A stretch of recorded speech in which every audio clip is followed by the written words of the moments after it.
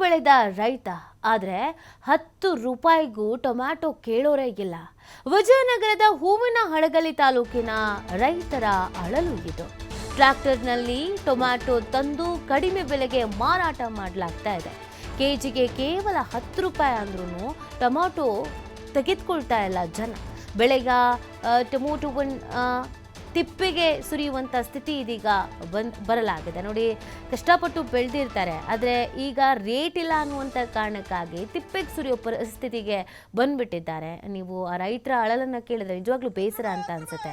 ಒಂದು ಬೆಳೆ ಬೆಳಿಬೇಕಾದ್ರೆ ಲಕ್ಷ ಖರ್ಚು ಮಾಡಿರ್ತಾರೆ. ಈಗ ಪಾಪ ಅವರೇ ತಗೊಬಂದು 10 ರೂಪಾಯಿ ಕೆಜಿ ಕೊಡ್ತೀವಿ ಅಂತ ಹೇಳಿದ್ರು ಯಾರು ಬಂದು ತಗೊಳ್ತಾ ಇಲ್ಲ. ಇನ್ನೇನು ಮಾಡೋಕ್ಕಾಗತ್ತೆ? ಇದನ್ನೆಲ್ಲ ಬಿಸಾಕ್ಬೇಕಾಗತ್ತೆ. ಪಾಪ ಅದಕ್ಕೆ ಸಂಬಂಧಪಟ್ಟಂತೆ ಬೇಸರವನ್ನ ಹೊರ ಹಾಕ್ತಾ ಇದ್ದಾರೆ. ಇದು ವಿಜಯನಗರದ ಹೂವಿನಹಡಗಲಿ ತಾಲೂಕಿನ ರೈತರ ಅಳಲಾಗಿದೆ.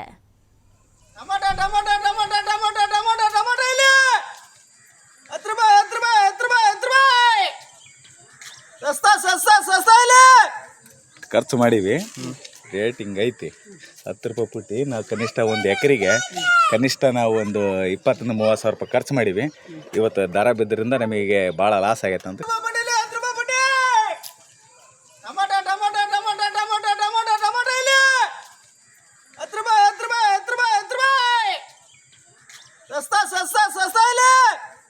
ಖರ್ಚು ಮಾಡೀವಿ, ರೇಟ್ ಹಿಂಗೈತಿ. 10 ರೂಪಾಯಿ ಪುಟ್ಟಿ. ನಾವು ಕನಿಷ್ಠ ಒಂದು ಎಕರೆಗೆ ಕನಿಷ್ಠ ನಾವು ಒಂದು 20-30 ಸಾವಿರ ರೂಪಾಯಿ ಖರ್ಚು ಮಾಡೀವಿ. ಇವತ್ತು ದರ ಬಿದ್ದರಿಂದ ನಮಗೆ ಭಾಳ ಲಾಸ್ ಆಗೈತೆ ಅಂತ.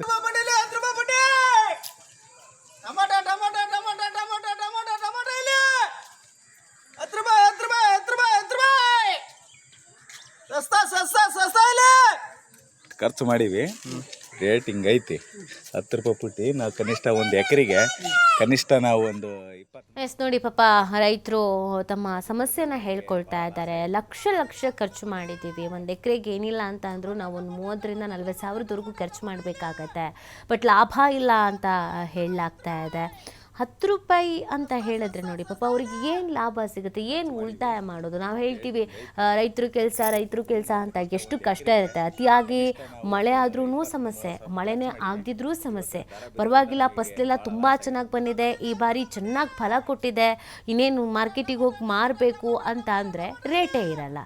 ಎಷ್ಟು ನಷ್ಟ ಆಗಿರುತ್ತೆ, ಎಷ್ಟು ಹಾನಿ ಆಗಿರುತ್ತೆ. ಪಾಪ ಇದರಿಂದ ಅವರು ಹೊರಗೆ ಬರೋದಿದೆಯಲ್ಲ, ಅಥವಾ ಬೇರೆ ಬೆಳೆ ಬೆಳೆಯೋವರೆಗೂ ಆ ಫಲ ಸಿಕ್ಕಿ ಅದಕ್ಕೆ ಲಾಭ ದೊರಕೋವರೆಗೂ ಅವ್ರ ಜೀವನ ಹೇಗೆ ನಡೆಯುತ್ತೆ? ಒಂದು 20-30 ಸಾವಿರ ರೂಪಾಯಿ ಖರ್ಚು ಮಾಡೀವಿ.